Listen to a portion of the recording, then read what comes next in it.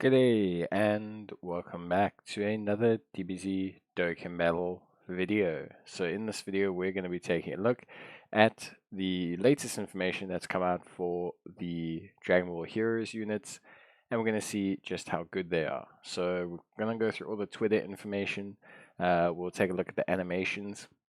Yeah, we'll just see how everything goes basically. So we're going to start with Goku here. So we've got here the Super Saiyan Full Power 4 Limit Breaker Goku Xeno, which is going to be a fantastic one to type into the title of the videos. But we've got him. He's a crossover or full power category lead of 170%, with an additional HP attack and defense of 30% for those who also belong to the Dragon Ball Heroes category. He's got Ki +3 and HP and attack and defense of 180%, with an additional attack and defense of 60% when performing a super attack. He gains an additional attack of 80% and reduces damage received by 30% when all allies attack in the same turn or superclass, full power, or Dragon Ball Hero category characters. He also gives all superclass allies 40% defense when there's an ally whose name includes Vegeta attacking in the same turn, and an additional attack and defense of 40% and performs a critical hit starting from the turn in which he receives the 7th attack in battle. So 30% damage reduction, pretty sizable multiplicative passive, plus support, plus also an additional 40% and critical hit chance. Pretty good. He looks pretty good. Link-wise, also pretty nice. Saiyan Warrior Race, Super Saiyan Prepared for Battle, Saiyan Raw. A nice link for the Great Ape Team, Kamehameha, and Fierce Battle. And then he's got Crossover, Full Power, Dragon Ball Heroes, Pure Saiyans, Time Travelers, Goku's Family, Giant Ape Power, Power Beyond Super Saiyan, and Bond of Parent and Child.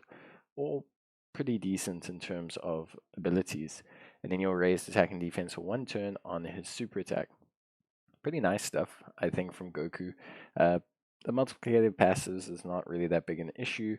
Obviously, the 30% damage reduction does kind of restrict him a little bit, but yeah, pretty crazy. Then we have Vegeta. By the way, super full power Saiyan 4 limit breaker Vegeta. So Goku, by the way, was super full power Saiyan 4 limit breaker Goku. Vegeta's name is going to be even longer. So Vegeta, very similar. He's crossover with Giant Ape Power instead of full power, and he gives his 30% to the Dragon Ball Heroes, very much similar to Goku. In terms of his passive, he's got Ki +3, HP, attack and defense of 180%, an additional 60% when performing a super attack as well. He also has plus an additional defense at 80% and launches an additional super attack when all allies attacking in the same turn are either Giant Ape Power or Dragon Ball Heroes. He gives all superclass allies attack of 40% when there's an ally whose name includes Goku. And he has an additional attack and defense of 40%, attacks guaranteed to hit, and disables enemy's guard starting from the turn in which he performs his 5th super attack in battle. So it's a pretty interesting ability there. The plus 80% defense is pretty high when you factor it into the plus 60 into the plus 80. Something I think, obviously, he and Goku have great synergy. Saiyan Raw, Super Saiyan, Prepared for Battle, Experienced Fighters, and Fierce Battle. So definitely 5 links, and they're on a ton of categories together. It's very clear that they're designed to be together. Raw defense is never really the most attractive thing nowadays because of super attacks being so high, but Vegeta's will multiply quite nicely. And then he raises attack and defense for one turn, which, honestly speaking, is pretty good. I think overall, pretty solid stuff, if I'm being honest. So next we have Hearts.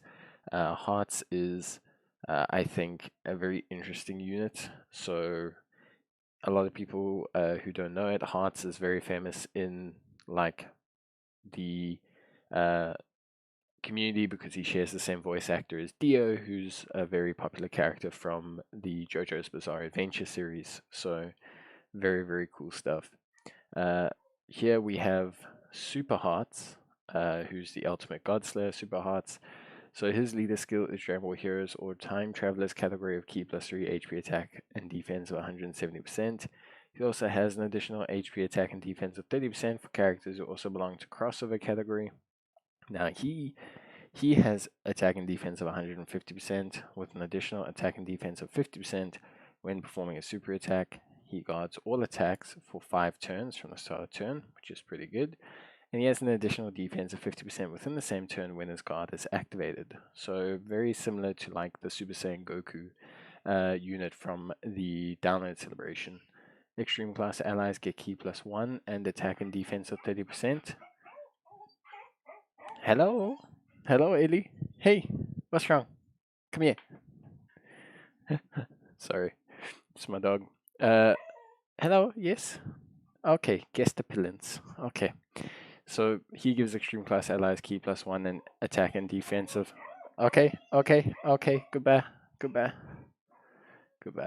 Gives extreme class allies ki +1 and attack and defense of 30%, plus an additional ki +2 and attack and defense of 20% for all allies, and a medium chance of stunning all enemies when all allies attacking the same turn are extreme class crossover category units.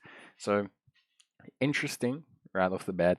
Guard for 5 turns. He has a transformation mechanic. It's probably going to play into that. He's a very good support, straight up. 50% support for extreme class allies, which is very, very good. And the stunning and the utility that comes with it is very solid.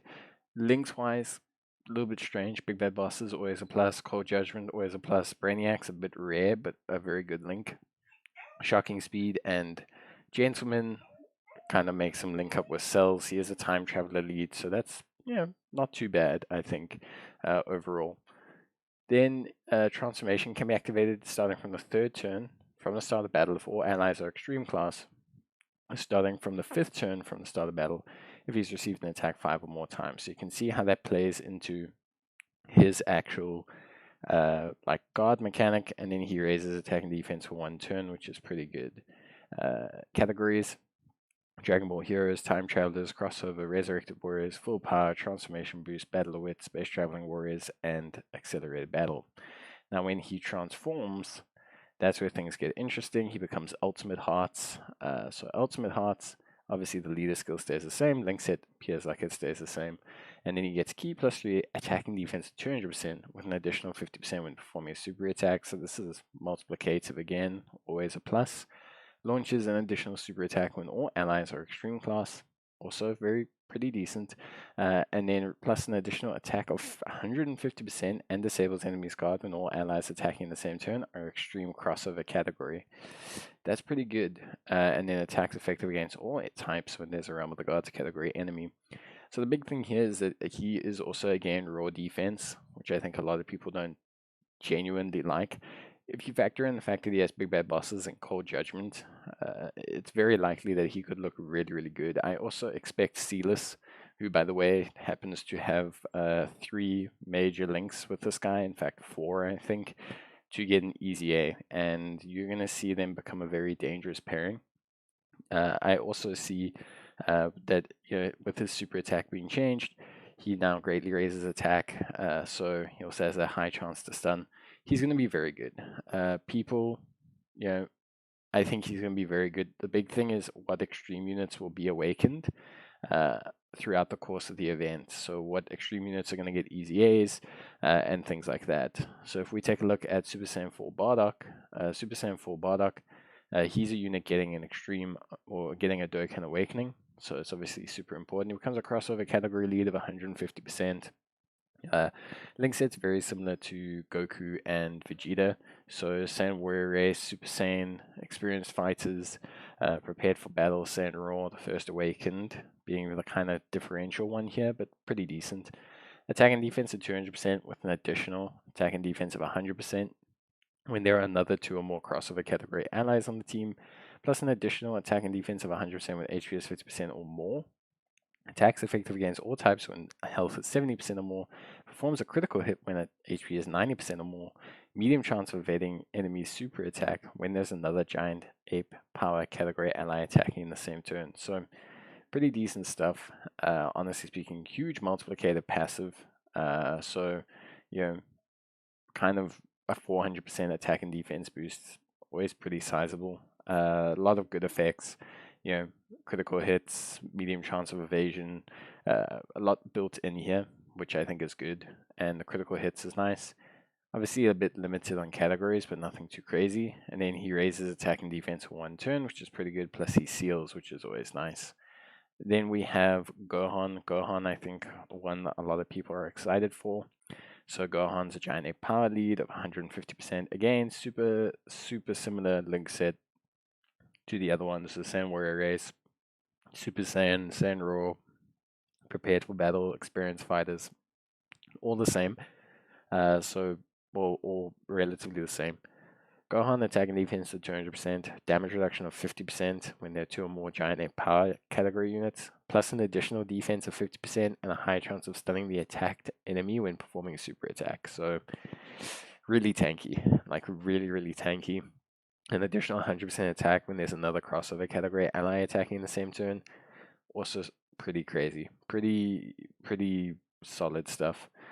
Then if we take a look, he raises attack and defense and massively lowers defense, so pretty decent. Now here we come to some extreme awakenings, which I think is pretty good. These will be ones that will help hearts a bit more. Obviously their link sets I don't think are going to play too heavily into his favor, but we'll take a look. So this is Robelu, 150% Dragon Ball Heroes lead.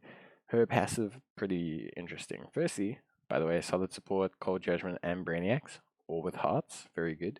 And she has attack and defense of 100%. She's got an additional attack and defense of 100% when attacking, plus an additional attack of 200% when the target enemy's super attack is sealed. So she's going to hit very hard when they're sealed, very much so an SPR unit. Randomly changes key spheres of a certain type to rainbow, high chance of evading the enemy's attack, which is 50%, very solid.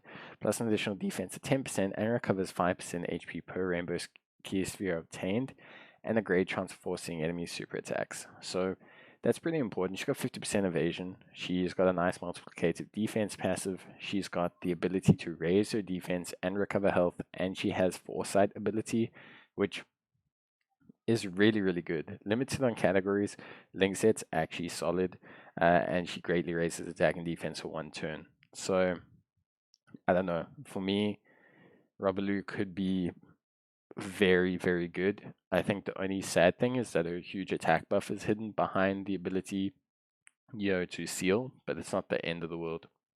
Then we come to what could be the most devastating unit out of all of these, the one that when the setups are good is going to look the craziest, I think. Crossover category lead 150%. This is the Supreme Kai of Time Brainwashed. And yeah, she's got a rare chance of stunning all enemies, key +2, attack and defense of 100%, an additional attack and defense of 100% when performing a super attack, plus an additional attack of 100% when the target enemy is in attack down status, plus an additional attack of 100% when the target enemy is in defense down status, plus an additional attack of 100% when the target's enemy attack is sealed, plus an additional attack of 100% when the target enemy is stunned, seals the attacked enemy super attack for 2 turns, and medium chance of stunning all enemies when there's another crossover category ally attacking in the same turn. And link sets, probably the weakest out of these units. No real great synergy here except for other Toa units. There could be some awakenings there, but yeah, generally speaking.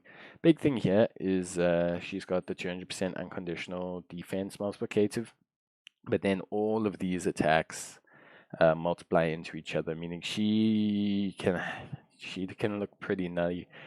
Big thing about her as well, she massively raises defense 1 turn, so she doubles her defense, which is very good. Very good.